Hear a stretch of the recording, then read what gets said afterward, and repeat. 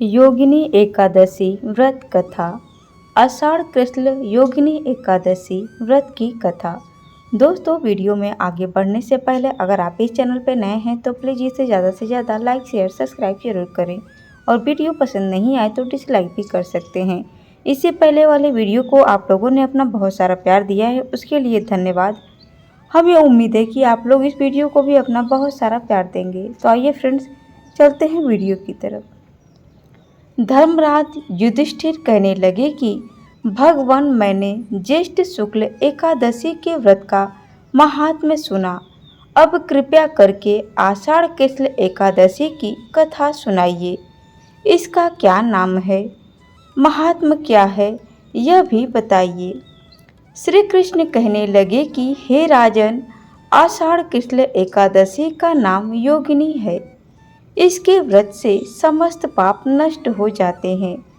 यह इस लोक में भोग और परलोक में मुक्ति देने वाली है। यह तीनों लोकों में प्रसिद्ध है। मैं तुमसे पुराणों में वर्णन की हुई कथा कहता हूँ, ध्यान पूर्वक सुनो। स्वर्ग धाम की अलकापुरी नामक नगरी में कुबेर नाम का एक राजा रहता था।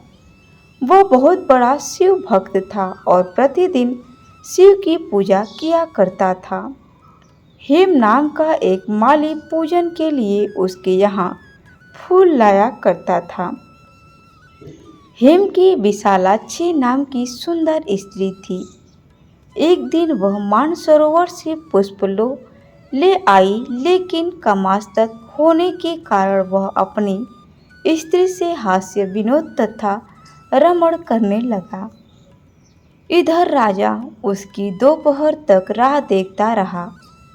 अंत में राजा कुबेर ने सेवकों को आज्ञा दी कि तुम लोग जाकर माली के न आने का कारण पता करो, क्योंकि वह अभी तक पुष्प लेकर नहीं आया। सेवकों ने कहा कि महाराज, वह पापी अतिकामी है, अपनी स्त्री के साथ हास्य विनोद और रमण कर रहा होगा। यह सुनकर कुबेर ने क्रोधित होकर उसे बुलाया। हे माली राजा के भय से कांपता हुआ उपस्थित हुआ। राजा कुबेर ने क्रोध में आकर कहा, अरे पापी नीच कामी, तूने मेरे परम पूजनीय ईश्वर श्री शिव जी महाराज का अनादर किया है। इसीलिए मैं तुझे श्राप देता हूँ कि तू स्त्री का वियोग सहेगा और मृत्यु लोक में जाकर कोढ़ी हो जाएगा। कुबेर के शाप से हेम माली का स्वर्ग से पतन हो गया और वह उसी क्षण पृथ्वी पर गिर गया। भूतल पर आते ही उसके शरीर से श्वेत कोढ़ हो गया। उसकी स्त्री भी उसी समय अंतर्ध्यान हो गई। मृत्यु लोक में आकर माली ने महान दुख भोगे। भयानक जंगल में जाकर बिना अन्न और जल के भटकता रहा। रात्रि को निंदा भी नहीं आती, निद्रा भी नहीं आती, परंतु शिव जी की कृपा के प्रभाव से उसको पिछले जन्म की स्मृति का ज्ञान अवश्य रहा। घूमते घूमते एक दिन वह मार्कंडेय ऋषि के आश्रम में पहुंच गया, जो ब्रह्मा से भी अधिक वृद्ध थे और जिनका आश्रम ब्रह्मा की सभा के समान लगता था।